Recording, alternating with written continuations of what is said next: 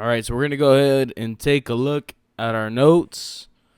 And we can see here the plagues that are released over Egypt. And we already know, again, we're in the book of Exodus, chapter 10. And we had already seen the water turn into blood. And we know that the fish were dying. The water got stinky.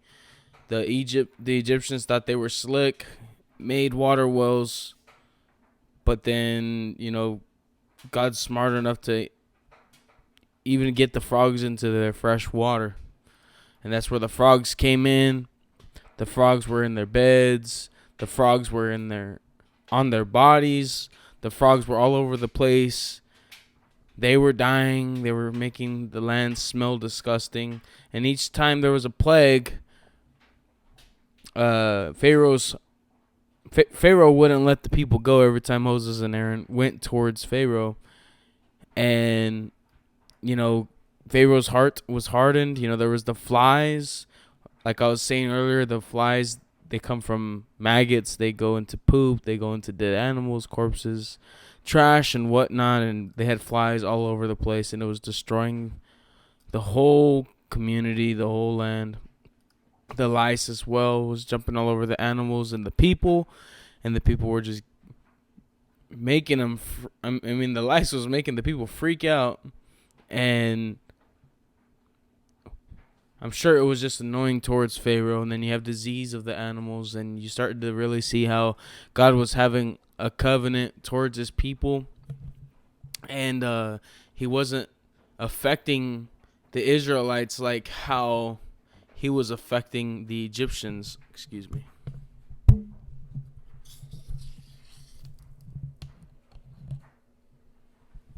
And then we also had the boils.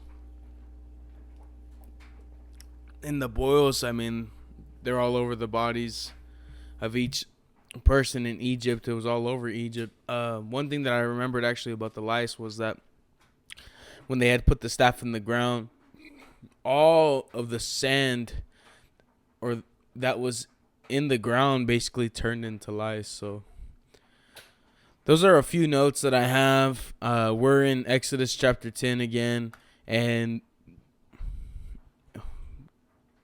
we're pushing through. We're trying to do 20-minute videos, and we're on the locusts. I just want to thank you for every single person who's actually coming here and reading with me. May the Lord again bless your ears and just touch your heart and your soul tonight.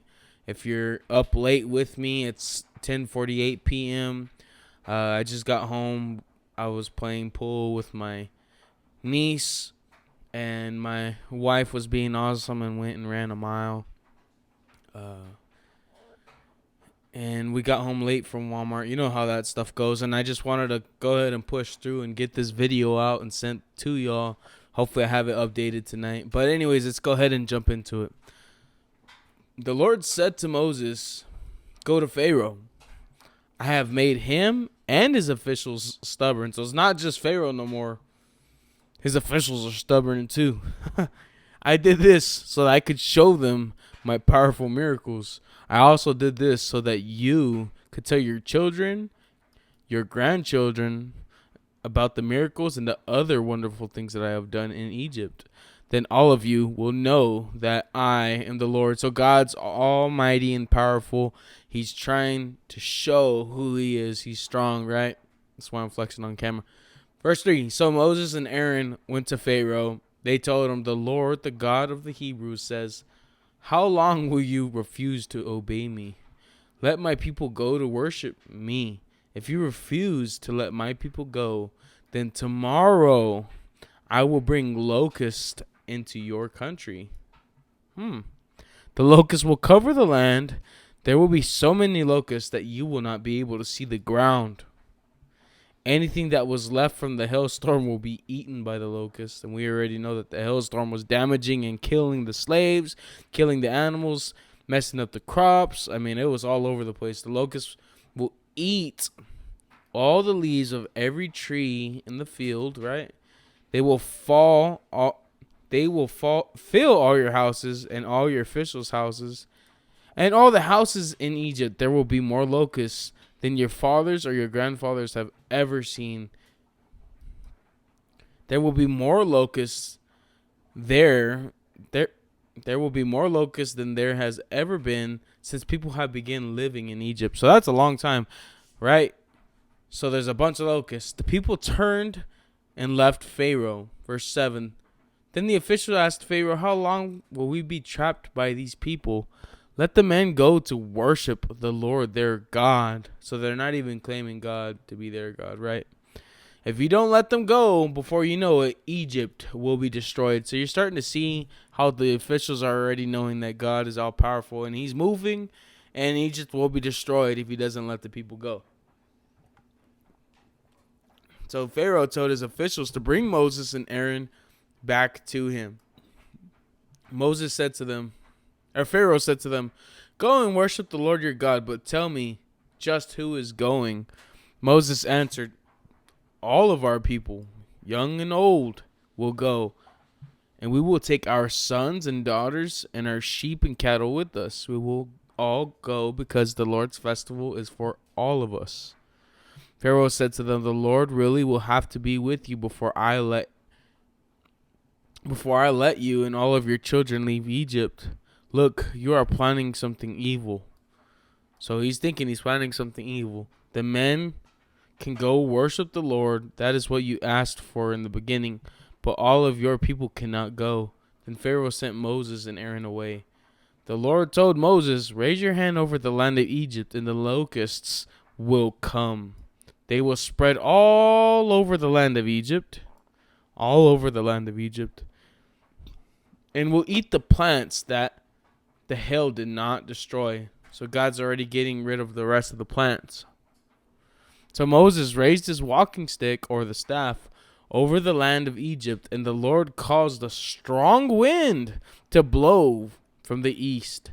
The wind blew all day and night. When the morning came, the wind had brought the locusts to the land of Egypt. The locusts flew into the country of Egypt and landed on the ground. There were more locusts than there had ever been in Egypt, and there will never again be that many locusts there. They covered the ground, and the whole country became dark. So the whole country became dark. The locusts ate every plant on the ground and all the fruit in the trees that the hail did not destroy. There were no leaves on any of the trees or plants anywhere in Egypt. Pharaoh quickly called for Moses and Aaron. Pharaoh said, I have sinned against the Lord God and against you. Now forgive me for my sins this time. Ask the Lord to remove this death from me.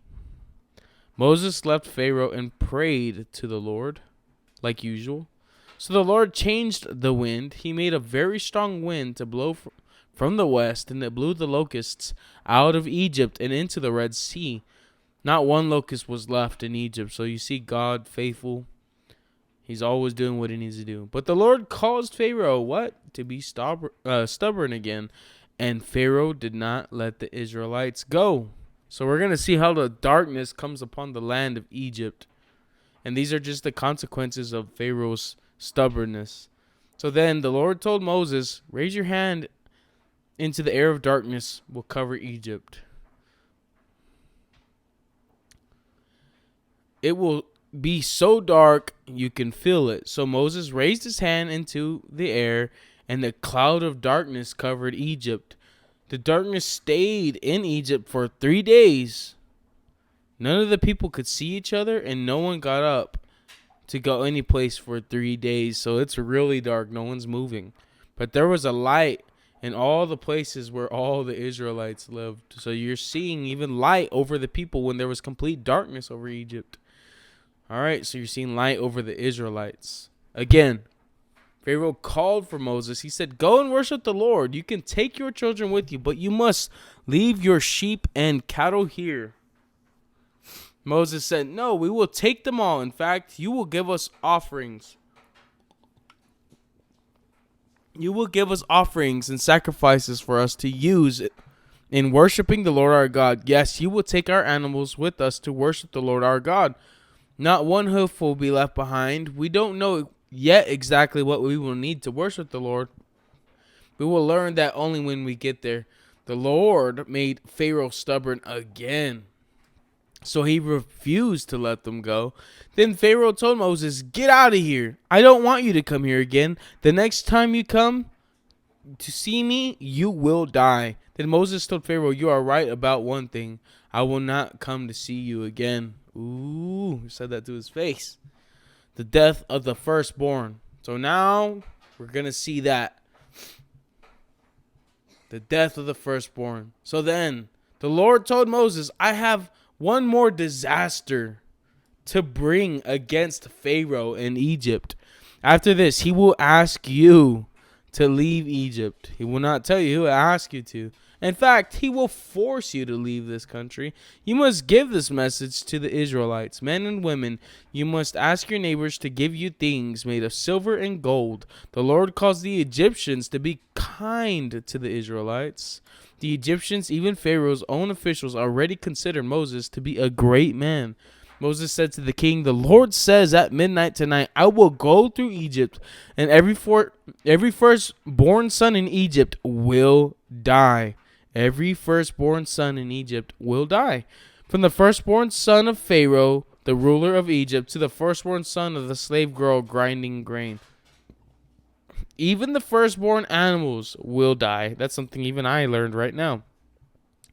The crying in Egypt will be worse than at any time in the past or any time in the future. But none of the Israelites or their animals will be hurt. And we see that again, that covenant. Not even a dog will bark at them. Then you will know that the Lord has treated Israel differently from Egypt. The Lord has treated Israel differently from Egypt. All these officials of yours will come down and bow to me. They will say, "Leave and take all your people with you. Only then will I leave." Then anger in Moses left the meeting with Pharaoh. Then the Lord told Moses, "The reason Pharaoh did not listen to you is that I could show my great power in Egypt." This is why Moses and Aaron did all these great miracles in front of Pharaoh. That is why the Lord made Pharaoh so stubborn that he would not let the Israelites leave his country. So now we're going to start to see the Passover. All right. And this is something very important. I mean, there's a lot of people even celebrate this to this day. And it's very powerful. So if you're going to listen in, tune into this. While Moses and Aaron were still in Egypt, the Lord spoke to them. He said, "This month will be the first month of the year for you." So something's already going on. This command is for the whole community of Israel. On the 10th day of this month, each man must go get one lamb for the people in his house. There are not enough people in his house to eat a whole lamb. Then he should invite some of his neighbors to share the meal. There must be enough lamb for everyone to eat. There we go. There must be enough lamb for everyone to eat. The lamb must be a 1-year-old male, and it must be completely healthy. The animal can be either a young sheep or a young goat. You should watch over the animal until the 14th day of the month. On that day, all the people of the community of Israel must kill these animals just before dark. You must collect the blood from these animals and put it on the top and sides of the doorframe of every house where the people eat this meal. And this night you must roast the lamb and eat all the meat. You must also eat bitter herbs, bread made without yeast. You must not eat the lamb raw or boiled in water. You must roast the whole lamb over a fire. The lamb must still have its head, legs, and inner parts. You must eat all the meat that night. If any of the meat is left until morning, you must burn it in the fire. So he's very specific about that. If there's anything left over, you better burn it. Why? I don't even know. When you eat the meal, you must be fully dressed and ready to travel. You must have your sandals on your feet. So you got to be ready, and you better have your sandals on your feet, guys. And your walking stick in your hand. So we're going somewhere. You must eat in a hurry because it's the Lord's Passover. Ooh, there's a hurry going on. Dun dun dun, something's happening. Tonight I will go through Egypt and kill every firstborn. Firstborn man and animal in Egypt. In this way, I will judge all the gods of Egypt. So God's judging the gods of Egypt and show them that I am the Lord. But the blood of your houses will be a special sign. When I see the blood, I will pass over your house. I will cause bad things to happen to the people of Egypt, but none of these diseases will hurt you because you have put the blood of the lamb over the doors, right? Even on the sides. So let's keep on going. Maybe there's power in the blood of the lamb. Let's keep going. You will always remember tonight. It will be a special festival for you. Your descendants will honor the Lord with this festival forever. For this festival, you will eat bread made without yeast for 7 days. For 7 days. On the first day, you will remove all the yeast from your houses. No one should eat the yeast for a full 7 days of the festival. Anyone who eats the yeast must be separated from the rest of Israel. There will be a holy assemblies on the first day and the last day of the festival. You must not do any work on these days. The only work you can do is preparing the food for your meals. You must remember the festival of the unleavened bread, because on this day I took all your people out of Egypt in groups. All of your descendants must remember this day. This is a law that will last forever. So, on the evening of the 14th day of the first month, you will begin eating bread without yeast. You will eat this bread until the evening of the 21st day of the same month. For 7 days there must not be any yeast in your houses. Anyone, either a citizen of Israel or a foreigner living among you, who eats yeast at this must be separated from the rest of Israel. During the festival you must not eat any yeast. You must eat bread without yeast wherever you live. So Moses called the elders together and told them, get the lambs for your families. Kill the lambs for the Passover. Take bunches of hyssop and dip them in the bowls filled with blood. Paint the blood on the sides and top of the door of each door frame. No one must leave their house until morning, okay? And the time the Lord goes through Egypt to kill the firstborn, he will see the bloods on the sides and top of each door frame. Then he will protect that house and not let the destroyer come into of your houses and hurt you. So there's a destroyer there. You must remember this command. This law is for you and your descendants forever. You must remember, do this even when you go to the land the Lord is giving you. When your children ask you, why are we doing this ceremony? You will say, the Passover is to honor the Lord, because when we were in Egypt, he passed over the houses of Israel. He killed the Egyptians, but he saved the people in our houses. Okay? He saved the people in our houses. Then the people bowed down and worshipped the Lord. The Lord had given this command to Moses and Aaron. So the Israelites did what the Lord had commanded. At midnight, the Lord killed the firstborn sons in Egypt. He killed all of them. The firstborn son, Pharaoh, who ruled Egypt, the firstborn son of the prisoner sitting in jail, also all the firstborn animals died. That night, someone died in every house in Egypt. That night someone died in every house in Egypt. Pharaoh, his officials, and all the people of Egypt began to cry loudly. So they're weeping. They're just crying. Israel leaves Egypt. All right? We're already getting close to our 20 minutes. So I'm going to go ahead and try to wrap this up. Thank you for listening. Let's go ahead and finish this out. We're on Exodus chapter 12, verse 31. So that night, Pharaoh called Moses and Aaron and said to them, get up and leave my people. You and your people can do as you say. Go and worship the Lord. Take all your sheep and cattle with you, just as you said you would go. And say a blessing for me too. The people of Egypt also asked them to hurry and leave. They said, if you don't leave, we will die. The Israelites did not have time to put the yeast in their bread.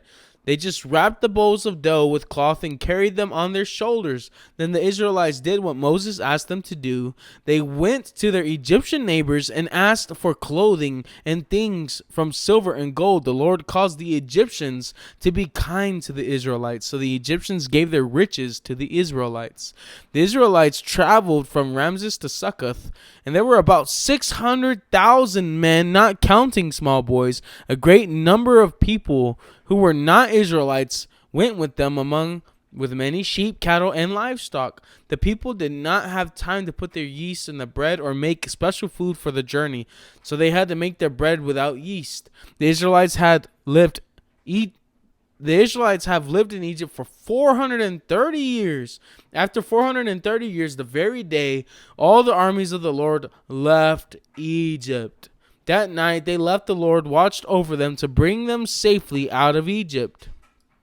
So the Israelites will always celebrate this night each year to remember what the Lord did. The Lord told Moses and Aaron, "These are the rules of the Passover. No foreigner is allowed to eat the Passover meal. A foreigner who is only a hired worker or is only staying in your country is not allowed to eat the meal. But if someone buys a slave and circumcises him, then the slave can eat the Passover meal. Each family must eat the meal in one house. None of the food is to be taken outside of the house. Do not break any of the lamb's bones. The whole family community of Israel must do this as a ceremony. If a foreigner living among you wants to share in the Lord's Passover, he must be circumcised. Then he can share the meal like any other citizen of Israel. But a man who is not circumcised cannot eat the Passover meal. The same rules for everyone." It doesn't matter if they are citizens or foreigners living among you. So all Israelites obeyed the commands of the Lord, and Moses and Aaron. On that day, the Lord led the Israelites in the country of Egypt. The people left in groups. 14 actually seems real small. Sorry for coughing into the microphone. Sorry about that, guys. But let's go ahead and just run through 13. I can try to squeeze one more and get it in there. So then the Lord said to Moses, "You give me every male in Israel who is the mother's firstborn child. That means every firstborn baby and every firstborn male animal will be mine." Moses said to the people, "Remember this day. You were slaves in Egypt, but on this day the Lord used his great power and made you free. You must not eat bread with yeast. Today, in the month of Abib, you are living in Egypt. The Lord made a special promise to your ancestors. He promised to give you the land of the Canaanites, Hittites, Amorites, Hivites, and Jebusites, all the ites.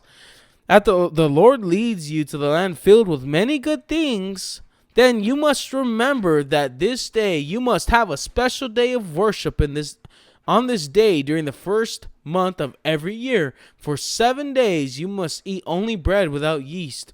On the 7th day there will be a great festival to show honor to the Lord. For 7 days you must not eat any bread made with yeast. That must be very important. There must be no bread with yeast in any place in your land. On this day you should tell your children, we are having this festival because the Lord took me out of Egypt. This festival will help you remember. It will be like a string tied to your hand. It will be like a sign before your eyes. The festival will help you remember the Lord's teachings. It will help you remember that the Lord used his great power to take you out of Egypt. So remember the festival, and every year at the right time, the Lord will lead you into the land of the promise to give you, the Canaanites,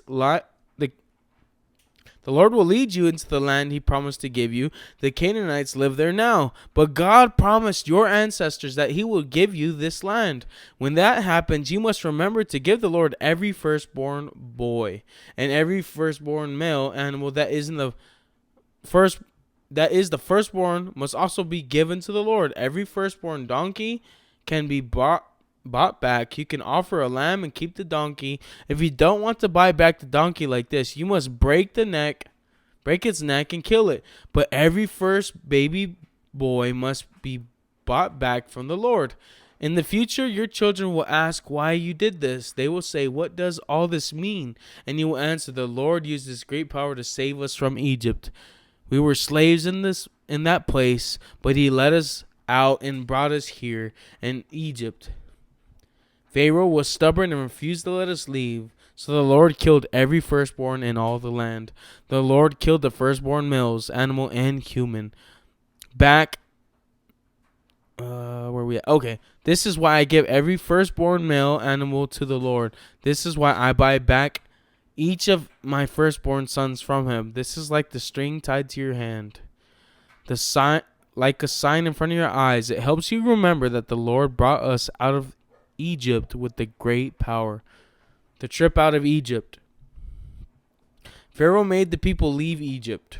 All right, so Pharaoh's making them leave. God did not let the people take the road leading to the land of the Philistines. The road by the Mediterranean Sea is the shortest way, but God said if the people go that way, they will have to fight. Then they might change their minds and go back to Egypt. So God led them another way through the desert by the Red Sea. The Israelites dressed for war when they left. Joseph goes home, right? So Moses carried the bones of Joseph with him before Joseph died. He made the Israelites promise to do this for him. He said, when God saves you, remember to carry the bones with you out of Egypt. All right. The Lord leads his people. The Israelites left Succoth and camped at Etham. Etham was near the desert. The Lord led the way during the day and used a tall cloud to lead the people. And during the night, he used a tall column of fire to lead the way. So they had a cloud by day and a fire by night. The cloud was always with them during the day, and the column of fire was always there by night. And we're going to go ahead and close it off there. We're pushing 27 minutes. My computer's starting to act funny. And we're going to be in chapter 14 the next time we move. And we're booking and training this thing. Thank you guys for just marching on with me. I love you. May the Lord bless you. In Jesus' name, y'all guys. Have a great